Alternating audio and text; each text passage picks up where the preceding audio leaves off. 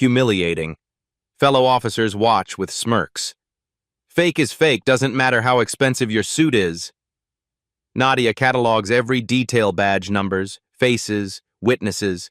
Her expression remains carved from stone despite the public degradation. You people always try to use fancy degrees to intimidate us. The passport burns to ash as security cameras record everything. Have you ever witnessed discrimination at an airport? What did you do? Nadia's phone buzzes with a text. Landed yet? Meeting the president in 90 minutes. Dr. Nadia Bennett stands in the international arrivals line at Philadelphia International Airport. Her tailored Navy suit shows subtle wrinkles from the 14-hour flight from Ghana. Exhaustion pulls at her shoulders, but her posture remains perfect, a habit formed through years of being scrutinized in spaces where she's often the only black woman. 3 days of saving lives at a medical conference has left her drained. She reviews notes for her White House briefing on her tablet, mentally cataloging the pandemic prevention protocols she's developed. Her expertise in infectious diseases has saved thousands, though few passengers glancing her way would guess her significance. TSA Officer Collins notices her from his position at the checkpoint. He nudges his colleague, Officer Bryant, and tilts his head in Nadia's direction. Got another one with the diplomatic look, Collins mutters. $5 says her papers don't check out. Collins has a history with travelers who look like Nadia. Last month, his supervisor warned him about his disproportionate random selections, but the conversation ended with winks and understanding nods rather than disciplinary action. Bryant shifts his weight, positioning himself to block the exit lane. When Nadia approaches, Collins straightens his spine, face transforming from bored indifference to rigid authority. Step aside for routine verification, ma'am, Collins announces loudly, waving through 3 white travelers with barely a glance at their documents. Remove that, please. He points to her elegant head wrap, though no security protocol requires this. Nadia complies with practiced dignity, aware of curious stares from other passengers. She's been here before, not this specific checkpoint, but this moment of unwarranted scrutiny. She places her belongings in the plastic bin while mentally reviewing her scheduled briefing with the Surgeon General tomorrow. Collins whispers to Bryant, "Got another one trying to use diplomatic excuses. Watch this." Collins takes Nadia's passport between his thumb and forefinger like it's contaminated. His eyes flick between the photo and her face with exaggerated suspicion. "Purpose of your visit to Ghana?" he demands, though the entry and exit stamps clearly document her conference attendance. "I was speaking at the International Infectious Disease Conference in Accra," Nadia replies evenly. "I'm the lead virologist at Johns Hopkins." Collins snorts. "This photo doesn't match you." He taps the passport photo that shows Nadia with straightened hair instead of her current natural style. "The passport is valid, officer. I changed my hairstyle since the photo was taken." Bryant pulls on blue latex gloves with a snap and begins searching her carry-on. He removes her carefully organized medical documents, letting several pages scatter across the inspection table. When Nadia reaches to collect her falling research papers, Collins barks, "Stay still! Do not touch anything!" His hand moves to his belt as if she's threatening him. A young white woman in line behind them watches the interaction, discomfort evident in her eyes. She glances around, seeming to look for someone else who notices what's happening, but then stares at her phone. "I'd like to speak with a supervisor, please," Nadia says, her voice calm but firm. "Supervisor's unavailable," Collins responds immediately. "Questioning my authority creates further suspicion, Dr. Bennett." He deliberately mispronounces her name despite her previous correction. "It's Bennett," she states, "and I'm simply requesting appropriate procedure." "This is procedure for suspicious documentation," Collins says, voice rising. "We determine what's appropriate here." Bryant continues his inspection, handling her stethoscope and medical equipment with careless disregard for their precision instruments. He exchanges a look with Collins that communicates years of shared understanding about which travelers deserve respect and which don't. These conference credentials could be fabricated, Collins announces, holding up her official medical badge. We see this type of thing all the time. Security camera silently pivots toward the confrontation as Collins's radio crackles with a message he ignores. Your passport shows inconsistent border crossing patterns, Collins declares, his authority unchallenged in this small kingdom of conveyor belts and body scanners. That's a red flag for fraudulent documentation.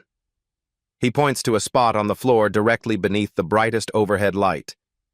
Remove your shoes. Nadia notices white travelers passing through the adjacent lane keep their footwear. She slips off her sensible heels while maintaining eye contact with Collins. Her Harvard law training taught her to document everything, file it away for later use. We'll need a thorough search, Collins announces loudly enough for nearby passengers to hear. He signals to Bryant, who approaches with fresh gloves. Rather than directing her to a private screening area standard protocol for secondary inspections, Collins positions her in full view of the main concourse. Travelers slow their pace, some openly staring at the spectacle of a well-dressed professional woman being treated like a criminal. Bryant empties her suitcase completely. Her medical supplies, conference notes, and personal items scatter across the steel table. Her neatly packed belongings become a public display of intimate possessions. Louis Vuitton luggage, Prada shoes, Collins comments, lifting each item with the tip of his pen. Pretty expensive stuff. Where'd you get the money for all this? The implication hangs in the air, toxic and familiar. He holds up her White House visitor badge between two fingers. And this? Come on now. That's an authorized security credential, Nadia says, her voice steady despite the heat rising in her chest. Sure it is, Collins smirks.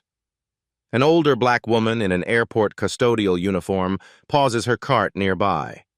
Her eyes meet Nadia's, a flash of recognition, of shared experience across generations. The employee slowly reaches for her phone, angling it to capture the scene without drawing attention. Collins notices the movement. His head snaps toward the employee. Hey! No recording in the security area. He strides toward her, hand outstretched. Give me that phone, now. Airport Police Officer Diaz approaches, drawn by the escalating tension. His expression remains neutral as Collins quickly pivots. This woman is being combative during a security screening, Collins explains preemptively. Possible fraudulent documentation. Officer Diaz takes in the scene, the scattered belongings, the public spectacle, Nadia's composed demeanor. His eyes narrow slightly, but he doesn't intervene directly. Instead, he positions himself nearby, observing with calculated interest. Nadia's phone rings. The caller ID reads AG Office, as Collins snatches it from her hand. Nadia's mind operates on two tracks. The outer track maintains her composed expression, her measured breathing, her professional demeanor. The inner track records every violation with forensic precision.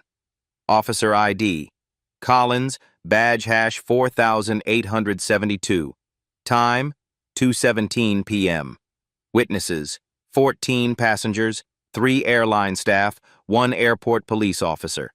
Violations, unlawful search and seizure, destruction of federal property, discriminatory application of security protocols.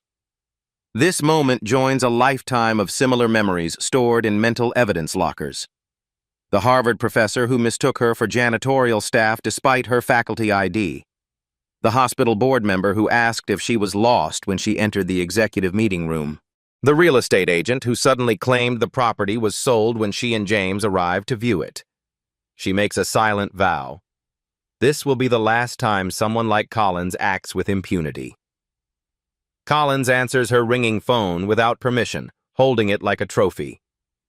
TSA security checkpoint, he says with bureaucratic authority. His expression changes hearing the voice on the other end, deep, authoritative, accustomed to being heated. Dr. Bennett is being processed for security violations. Collins responds, defensive edge creeping into his voice. We have protocols that must... The voice cuts him off. Collins's neck reddens. She'll be available when we complete our investigation, he states before hanging up. His eyes dart to Officer Diaz, then to his colleague Bryant, who has begun shuffling Nadia's belongings with increased nervousness. Collins approaches Nadia, voice lowered but intense. Your friends can't help you here. This is federal jurisdiction. While Collins argues with a supervisor over his radio, Officer Diaz approaches Nadia with professional distance. Ma'am, do you require medical assistance? He asks, creating a moment of privacy in the crowded terminal. Nadia meets his eyes. No, but please call this number. She recites digits from memory, her voice barely above a whisper. Tell them exactly what you've witnessed here. Diaz's expression doesn't change, but he nods imperceptibly before moving away. From a secluded position near the airport offices, Officer Diaz makes the call. The line connects immediately. This is Attorney General Bennett, answers a voice that commands attention without raising its volume. Sir, this is Airport Police Officer Miguel Diaz at Philadelphia International, he says, eyes scanning for observers. I'm calling about your wife. The AG's voice remains measured but cold as ice. Officer Diaz, I need every detail and every name. Start from the beginning. Diaz provides a concise, factual account while watching the security checkpoint from his vantage point. In Washington, D.C., the Attorney General ends the call and turns to his assistant. Cancel my next 3 meetings and get me Philadelphia's head of Homeland Security now. Collins senses something shifting beneath the surface of this routine harassment. The woman's composure unnerves him.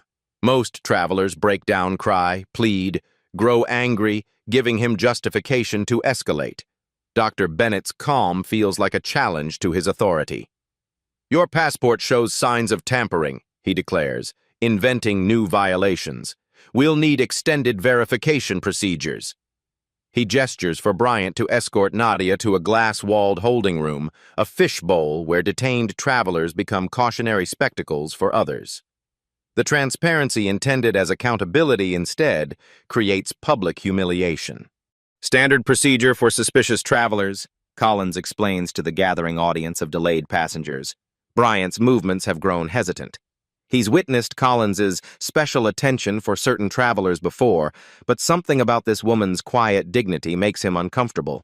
Still, he complies, career preservation overriding moral discomfort. Collins retrieves a clipboard and begins formal documentation for passport destruction. Procedural necessity when fraudulent travel documents are identified, he explains loudly for the benefit of nearby travelers. Airport Supervisor Martinez hurries toward the growing disturbance, walkie-talkie crackling with concerned reports from other staff. What's the situation here? Martinez asks, tired eyes taking in the scene. Collins shifts into his well-practiced professional persona. Subject presented suspicious documentation. When questioned, she exhibited textbook evasive behaviors, attempted to use academic credentials to intimidate officers. Possible flight risk. Martinez glances at Nadia, then at his watch. 6 more hours on shift, 4 incidents already requiring paperwork, and a staffing shortage in Terminal B. The path of least resistance beckons. Proceed with verification protocols, Martinez sighs without directly addressing Nadia. Just keep the disruption minimal. As Martinez retreats, the older airport employee who attempted to film earlier slips into the staff break room. She sends the video she managed to capture to both a local news contact and an email address at the Department of Justice, labeled Urgent Civil Rights Violation in Progress. May I have some water? Nadia asks Collins. And access to bathroom facilities? Security protocols during ongoing investigation restrict movement, Collins replies, satisfaction flickering across his face. Once we complete our assessment of your situation, basic accommodations can be considered. Nadia's continued composure irritates him like an itch he can't scratch. Collins's supervisor receives a call from airport management. There's something you need to know about the woman in holding room 3. Collins performs the passport burning ritual with theatrical flair. He wants observers to witness his power, to understand the consequences of challenging his authority. When we identify fraudulent documents, he announces to the small crowd that's gathered. They must be destroyed immediately. That's federal security protocol. He drops what remains of Nadia's passport into a metal trash bin positioned prominently in the security area. His movements are deliberate, designed for maximum visibility. He pours his remaining coffee over the document, watching brown liquid saturate the pages. The silver lighter appears in his hand with a practiced flick. The flame catches the coffee-soaked paper, sending acrid smoke curling toward the ceiling. Collins meets Nadia's eyes through the glass wall as her identity documents blacken and curl. "Standard procedure for fraudulent documents," he declares loud enough for everyone to hear. Travelers exchange uncomfortable glances. The young white woman who witnessed the earlier confrontation now holds her phone at waist level, recording despite Officer Bryant's attempts to position himself to block her view. "I'd like your full name and badge number for my records, please," Nadia states calmly through the glass partition. This simple request infuriates Collins. He's accustomed to collecting information, not providing it. The role reversal feels like insubordination. "Interfering with security procedures is grounds for detainment," he snaps, knuckles whitening around his clipboard. "You're already facing serious violations. I wouldn't add to the list." Officer Diaz returns to the main security area, positioning himself near the exit with a clear view of the holding room. His stance communicates readiness, attention focused entirely on the unfolding situation. Collins notices Diaz's presence and feels a flicker of paranoia. The power dynamics are shifting in ways he doesn't understand. He's losing control of the narrative. "We need additional personnel," Collins mutters into his radio. "Potential security situation developing in Checkpoint 4. Nadia watches as Bryant begins bagging her personal items, her medical research, her diplomatic credentials, her presentation materials, all labeled as evidence with handwritten tags. "This constitutes illegal seizure of personal and professional property," she states clearly, ensuring her voice carries to nearby witnesses. "I do not consent to this search or seizure." Collins laughs, the sound sharp and dismissive. "Consent isn't relevant in matters of national security, ma'am." Through the terminal windows, a black SUV with government plates screeches to a halt at the departure curb. Airport Director Simmons rushes toward the security area, dress shoes clicking against polished floors. Two senior staff members struggle to match his pace. His face bears the expression of a man who's just discovered a ticking bomb in his building. Collins sees the approaching officials and misinterprets their urgency as reinforcement. He straightens his uniform shirt, preparing to receive commendation for his vigilance. "Sir, we've detained a traveler attempting to enter with fraudulent documentation," Collins begins as Simmons approaches. "I've already implemented Level 3 protocols and—" Simmons brushes past Collins without acknowledgement, eyes fixed on the glass holding room and the woman inside. Bryant, more perceptive than his colleague, recognizes the shift in atmosphere. He begins gathering Nadia's scattered belongings with sudden care, arranging them neatly in her suitcase. His movements communicate a desperate attempt to distance himself from what's happening. "You'll need to sign these forms," Collins tells Nadia through the glass partition, oblivious to the changing tide. "We're transferring you to a federal facility for extensive questioning." He slides paperwork under the glass. "Homeland Security has entire departments dedicated to document fraud. They'll want to know where you obtained such sophisticated forgeries." The growing crowd of travelers shows visible discomfort. A businessman in a charcoal suit speaks up. "This doesn't seem right. She asked for a supervisor 20 minutes ago." Others nod in agreement. Phones continue recording the scene from multiple angles. TSA Supervisor Wallace finally arrives, immediately assessing the situation with alarm. His complexion pales as he takes in the burnt passport remains, the detained woman, and the approaching airport director. "Officer Collins, step aside," Wallace orders, voice strained. "I'm in the middle of processing a security threat," Collins responds without looking up from his paperwork. "My investigation is ongoing."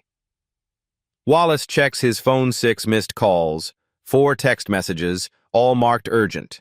The most recent simply reads, AG arriving now, damage control. Would you have recorded this incident or stepped in to help? Nadia observes the power dynamics shifting around her. Still maintaining perfect composure, she addresses Wallace directly. Sir, may I retrieve my phone to inform my husband of the delay? He's expecting me at the White House in less than an hour. The terminal doors burst open as Attorney General James Bennett strides in, flanked by federal agents and airport security. Attorney General James Bennett enters the terminal like a controlled storm. 6'3", his tailored charcoal suit and commanding presence part the crowd without effort. His expression carries the cold fury of a man accustomed to wielding power with surgical precision. 4 Homeland Security officials and 3 FBI agents follow in tight formation. Their synchronized movements speak of extensive training and absolute loyalty to the man leading them. Collins remains oblivious, still shuffling papers with bureaucratic self-importance. He doesn't look up until Wallace frantically whispers in his ear, "That's Attorney General Bennett heading this way with federal agents." The color drains from Collins's face as he connects the dots. He looks from Wallace to Nadia, then to the approaching federal contingent. His Adam's apple bobs as he swallows hard. Bryant immediately steps away from the holding room, hands raised slightly in a universal gesture of surrender and non-involvement.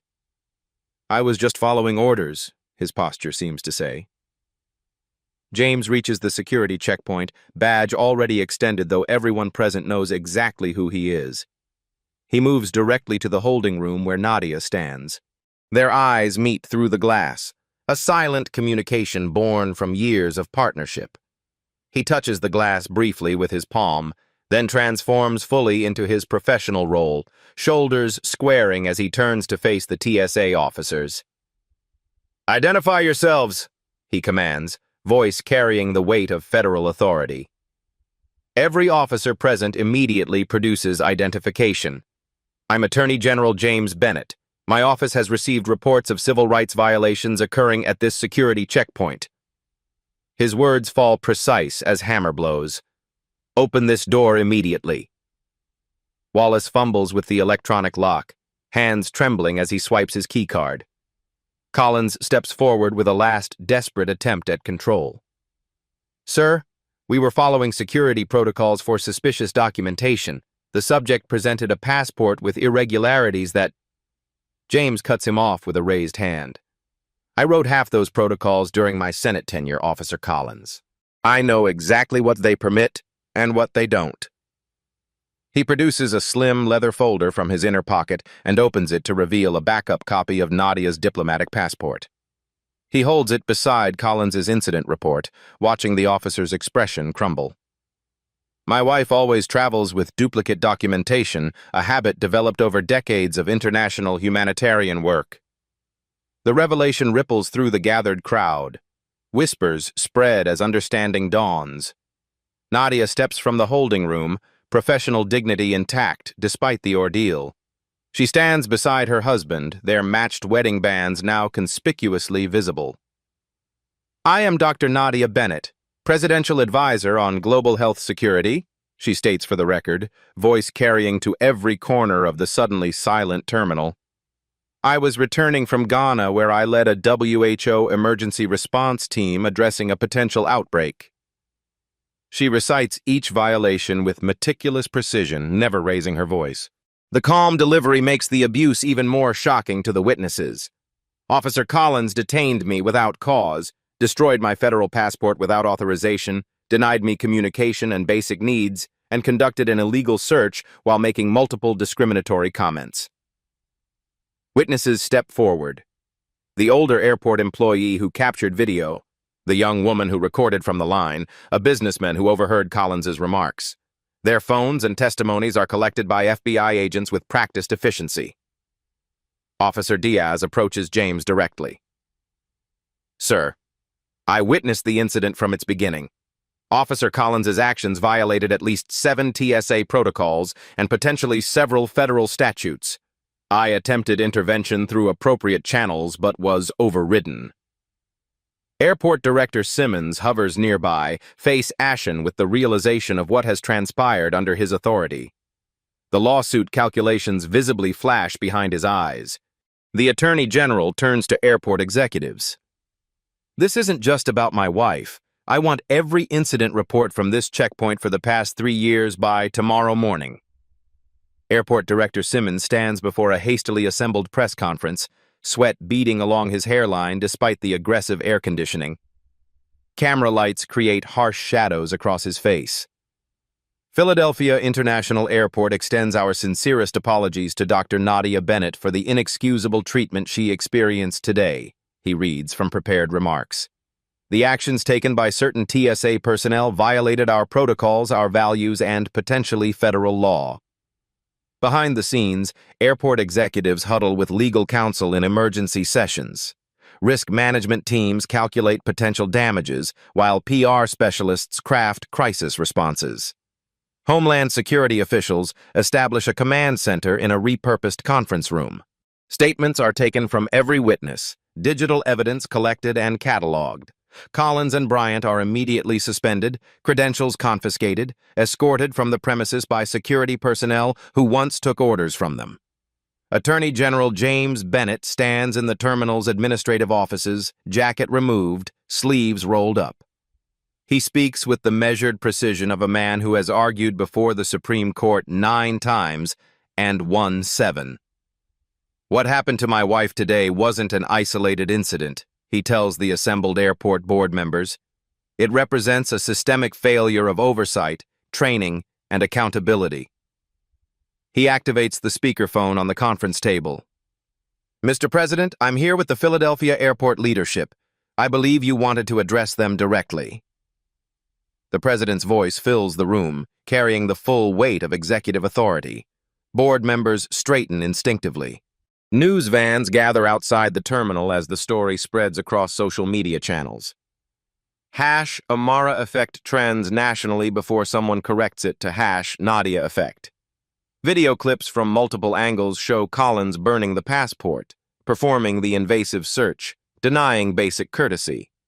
Dr. Nadia Bennett addresses a smaller gathering of reporters, composed and articulate despite her ordeal.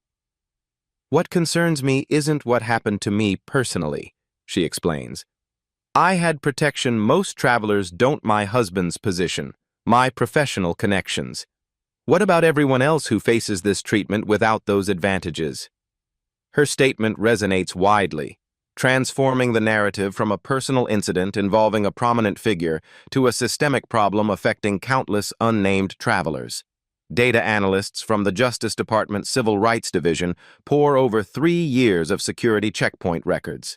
Their findings reveal a disturbing pattern. Collins had selected minority travelers for secondary screening at rates far exceeding statistical probability. Officer Collins conducted random screenings on black women at 17 times the rate of white male travelers, the lead analyst reports during a closed-door briefing. This pattern persisted despite multiple passenger complaints. Internal TSA records show these complaints were consistently downgraded, minimized, or buried entirely. Supervisors labeled them subjective perceptions rather than actionable reports. The paper trail leads through multiple levels of management. Bryant cooperates with investigators in exchange for potential leniency. In a recorded deposition, he reveals the unwritten profile guidelines shared among certain officers. Collins called them instincts, but they were really just biases, Bryant admits. He trained new officers to watch for specific indicators that were really just racial and cultural markers. Janice Williams, the 30-year airport veteran who filmed the incident, comes forward publicly. Her personal archives contain documentation of dozens of similar incidents spanning decades. I started keeping records in 1997, Williams explains, presenting meticulously organized files. Nobody would listen to verbal reports, so I created my own evidence system. Her detailed records become crucial evidence for the expanding investigation. Patterns emerge showing concentrated problems at specific checkpoints under particular supervisors. Officer Diaz receives a commendation from the Department of Homeland Security for appropriate intervention despite organizational pressure. His account of attempting to report previous incidents through proper channels reveals systemic failures in the complaint process. The TSA director holds an emergency press conference announcing comprehensive review of training protocols and complaint procedures across all U.S. airports. "What occurred in Philadelphia violates everything we stand for as an organization," she states. "We are implementing immediate reforms to ensure it never happens again." Congressional oversight committees schedule hearings to address travel security bias. Representatives from both parties recognize the political necessity of responding to public outrage. The video of Collins burning a passport while smirking has become this year's defining image of government overreach. A class action lawsuit forms as previous victims come forward, identified through Williams's documentation and newly released security footage. Law firms compete for lead counsel position on what promises to be a landmark civil rights case. Collins hires high-profile attorney who claims his client was following implicit training directives and taking the fall for institutional practices.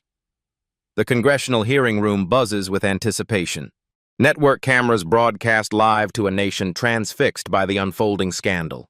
Collins sits stiffly beside his attorney, attempting to project professional composure despite the visible sweat darkening his collar. "Officer Collins," Congresswoman Harris begins, "please explain the TSA procedure for handling suspected fraudulent passports." Collins leans toward the microphone. "When documentation appears suspicious, we follow escalation protocols to verify authenticity." "And these protocols include burning passports in trash cans?" Harris asks, her tone cutting through his bureaucratic language. "In cases of confirmed fraudulent documentation, rendering the document unusable prevents its reintroduction into the system."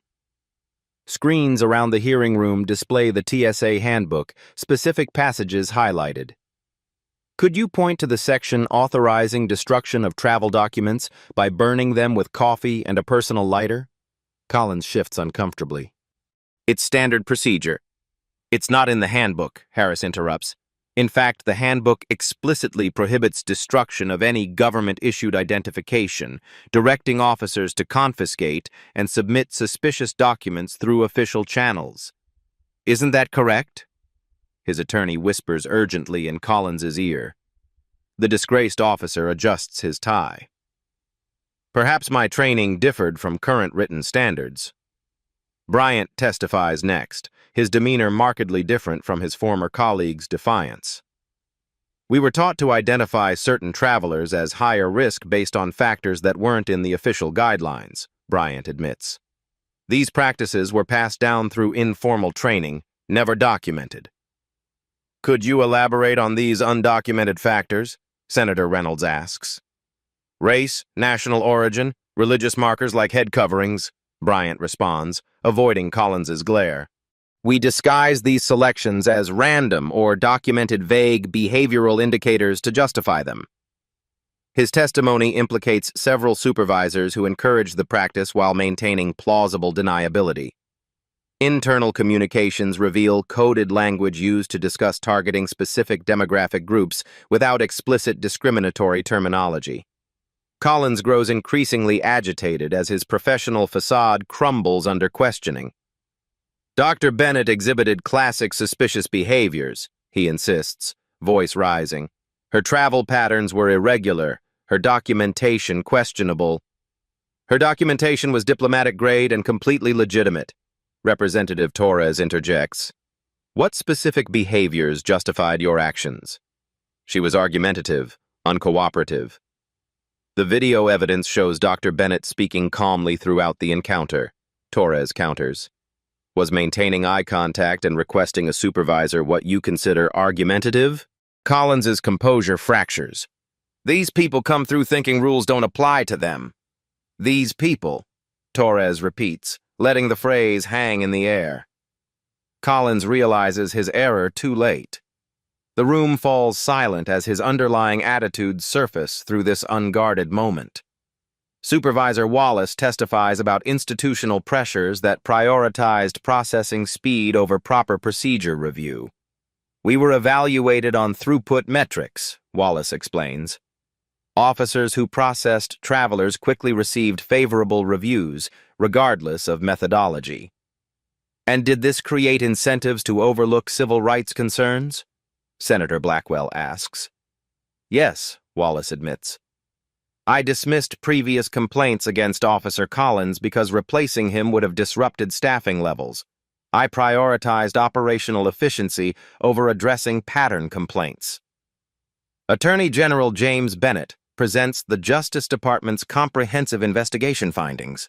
Charts display statistical anomalies in screening patterns across multiple airports. Video compilations show similar incidents targeting minority travelers. Dr. Nadia Bennett's testimony provides the hearing's most powerful moment. She speaks with clinical precision about the psychological impact of discriminatory treatment. The trauma isn't just in that single moment of humiliation, she explains, her medical expertise lending additional weight to her words. It accumulates across lifetimes, affects physical health outcomes, and damages trust in governmental institutions. She speaks not as a victim seeking sympathy, but as an expert witness quantifying harm.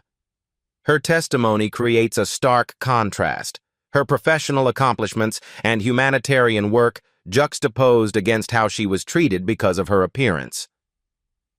The committee's findings are unequivocal. Collins faces criminal charges for destruction of government documents, civil rights violations, and filing false reports. His supervisors receive disciplinary actions for negligent oversight. Bryant, while still facing consequences, receives reduced penalties for his cooperation. As Collins leaves the hearing in disgrace, his attorney's phone rings with news that 3 other airports have identified similar patterns among their staff. 6 months after the Philadelphia incident, Transportation Secretary Rodriguez stands at a podium unveiling the Traveler Dignity Act implementation guidelines. Behind him, digital screens display the comprehensive TSA reforms being implemented nationwide. Every traveler deserves security with dignity, Rodriguez states. These reforms ensure that safety and respect are not competing priorities but essential partners. The new accountability measures transform airport security operations across the country. TSA officers now wear body cameras during all screening interactions. Footage uploads automatically to secure servers accessible to a newly formed civilian oversight board. The anonymous reporting system operates in multiple languages through both digital kiosks and mobile applications. Travelers and employees can document concerns without fear of retaliation, each report triggering mandatory review protocols. Janice Williams, the airport employee whose documentation proved crucial to the case, now heads Philadelphia International's new Civil Rights Compliance Office. Her decades of careful observation translated into formal authority. We're not just responding to incidents anymore, Williams explains during a training session for compliance officers. We're preventing them through continuous monitoring and immediate intervention. Her team analyzes screening patterns daily, identifying statistical anomalies that might indicate bias. Officers whose selection patterns show demographic disproportions receive immediate review and retraining. Officer Diaz, promoted to the TSA's training division, develops intervention strategies for officers witnessing potential misconduct. The bystander effect is powerful, Diaz tells a class of new officers, Collins's infamous video playing on the screen behind him. Your responsibility isn't just following protocol yourself, but ensuring everyone around you does too. The training emphasizes the shield or report mandate. Officers must either intervene to protect travelers' rights or formally document violations they witness. Failure to do either now constitutes grounds for termination. Statistical monitoring systems track officer interactions across all security checkpoints. Algorithm-driven analysis flags patterns invisible to human observation, subtle biases in secondary screening selections, disparities in processing times based on traveler demographics, inconsistent application of protocols. Regular blind testing through undercover travelers ensures compliance without announcement or warning. These travelers represent diverse backgrounds and document their experiences through standardized metrics, creating ongoing performance data. Community feedback sessions become mandatory quarterly events at major airports. Civil rights organizations, traveler advocates, and security experts participate in public forums addressing evolving concerns and recommendations. Dr. Nadia Bennett establishes the Travel Dignity Foundation, providing legal support to affected travelers without resources to pursue complaints individually. The organization pairs medical professionals with legal experts to document both the immediate and long-term psychological impacts of discriminatory treatment. Quantifying harm is essential to addressing it, Dr. Bennett explains during the foundation's launch. We're creating evidence that transforms individual experiences into actionable data. Attorney General James Bennett uses his position to prioritize transportation civil rights enforcement across federal agencies. Task forces coordinate between Homeland Security, Justice Department, and Transportation to address systemic issues holistically rather than in bureaucratic silos. The reforms spread beyond airports to border crossings, train stations, and other security checkpoints. Standard evaluation metrics now include dignity measures alongside traditional security outcomes. The Collins incident became our turning point. TSA Director Jackson acknowledges in an internal memo, "We cannot change our past failures, but they've become the foundation for building a more effective and equitable system." At Philadelphia International Airport, a new training class of TSA officers watches the Collins footage as example of what their profession must never become. 1 year later, Dr. Nadia Bennett passes through Philadelphia International Airport's security checkpoint. The transformation is immediately apparent. Gone is the atmosphere of tension and arbitrary power. In its place stands a model of professional security operations. The diverse staff moves with purpose and courtesy. Transparent procedures are explained clearly to each traveler. Digital signs display passenger rights in multiple languages. Body cameras record every interaction, their presence a constant reminder of accountability. Nadia places her belongings in the scanner bin without the familiar tightening in her chest that such moments once triggered. The officer checking IDs recognizes her, not for her husband's position, but for her own accomplishments. "Dr. Bennett, thank you for your work on the tuberculosis prevention protocols," he says with genuine respect. "My sister's a nurse in Ghana implementing your research." Nearby, a young black female traveler receives respectful, professional treatment from an officer previously trained by Diaz. The interaction proceeds with efficiency and dignity. No performative authority, no unnecessary scrutiny, just straightforward security protocol. Janice Williams, now in her management role, spots Nadia and approaches with a tablet displaying statistical data. "Dr. Bennett, our quarterly metrics show significant improvement," Williams shares. "Complaint rates down 87%, processing consistency across demographic groups at 94% compliance, and employee satisfaction scores at a 5-year high." They discuss the ongoing challenges and successes of implementing reform across a complex system. Williams describes how the Philadelphia model has been replicated at 18 major airports nationwide. "The resistance to change wasn't as strong as we expected," Williams admits. "Most officers wanted to do their jobs properly all along. They just needed clear guidelines and consistent enforcement." Attorney General James Bennett joins them, arriving not as emergency response but as Nadia's travel companion for an upcoming medical conference. He carries 2 coffee cups, handing one to his wife. "The Denver International case concluded yesterday," he shares, referencing a recent implementation of the new accountability system. "The problematic officer was identified and removed before any major incident occurred." "Prevention instead of reaction," Nadia notes with satisfaction. They watch travelers moving through the checkpoint: business people, families, students, tourists, each receiving the same professional treatment regardless of appearance or origin. Nadia reflects on her decision to pursue systemic change rather than personal vengeance. The easier path would have been accepting a settlement and allowing the story to fade from public consciousness. Instead, she leveraged the incident into transformation. The goal was never punishment, but transformation, she tells a passing reporter who recognizes them. Security systems only work when they recognize the humanity in everyone they aim to protect. James takes her hand, their partnership strengthened through shared purpose. What began as a traumatic incident evolved into a mission that aligned their professional expertise toward a common goal. "Ready for your keynote?" he asks as they walk toward their gate.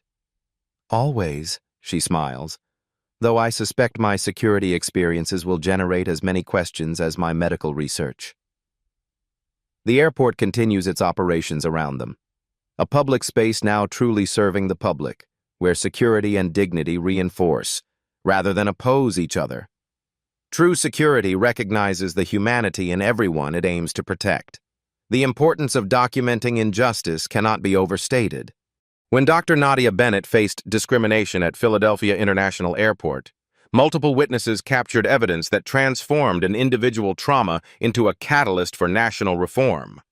Not everyone walks through airports with the protection of powerful connections or prestigious titles. Most travelers facing discriminatory treatment lack direct access to the Attorney General or media platforms to amplify their experiences. Community vigilance becomes their only shield against abuse of authority. The footage recorded by everyday travelers proved more powerful than any official testimony, civil rights attorney Leticia Ramirez explains. These impromptu documentarians created undeniable evidence that couldn't be dismissed as subjective perception. Since its founding, the Travel Dignity Foundation has assisted 347 travelers in pursuing justice and emotional recovery. Their cases span 42 airports across the country, revealing patterns that might otherwise have remained invisible to oversight systems. The Foundation's success statistics demonstrate measurable improvements nationwide. Secondary screening selection disparities have decreased by 64% at participating airports. Complaint resolution timeframes shortened from an average of 143 days to 17 days. Officer retraining programs show 91% effectiveness in correcting problematic behavior patterns. "We're seeing a cultural shift within security organizations," explains Dr. Martin Chen, the Foundation's Psychological Impact Assessment Director. When accountability becomes consistent, behavior changes permanently rather than temporarily. Brief testimonials from travelers who benefited from new protections appear on screens throughout the terminal. "I was always anxious traveling with my hijab," shares Fatima Khoury, a medical student. "Now I feel the system protects rather than targets me." "As a black businessman who flies weekly, the difference is night and day," reports Terrence Washington, a technology executive. "I'm no longer automatically diverted for random checks at every airport." Attorney General James Bennett continues pushing legislative reforms addressing broader discrimination issues beyond transportation. His Justice Department initiatives now target discriminatory practices in housing, lending, and employment through similar data-driven approaches. His current focus working with congressional allies to pass the Equal Treatment in Public Services Act would extend the successful transportation model to all federal agencies interacting with the public. The principles remain consistent across contexts, Bennett explains. Clear standards, transparent accountability, and consequences for violations. The final scene reveals Dr. Nadia Bennett mentoring young women pursuing careers in medicine and public health at Johns Hopkins. The glass-walled classroom overlooks the hospital where her viral containment protocols have become the international standard. "Systems only change when we refuse to let injustice remain comfortable," she tells her students. "Your expertise gives you power, but how you use that power determines your legacy." Did this story of justice and systemic change move you? This is just one of many powerful narratives we bring to light at Beat Stories, where we transform real-world injustices into compelling accounts that demand attention and action. Every week, we deliver stories that expose discrimination, celebrate resilience, and show how individual courage can transform broken systems. Our community doesn't just consume content. We discuss, support, and mobilize around the issues that matter. Hit that subscribe button now to join thousands of viewers committed to making a difference. Your engagement helps us continue our mission of turning uncomfortable truths into powerful catalysts for change. Like this video to help it reach more viewers who need to see what happens when we hold power accountable. Share it with someone who needs this reminder that one person's stand can transform an entire system. Beat Stories, where truth breaks through. You've seen the story. Now what will you do with it? At Beat Stories, we believe reflection is good, but action is better. Subscribe, share, speak, because awareness is only the first step.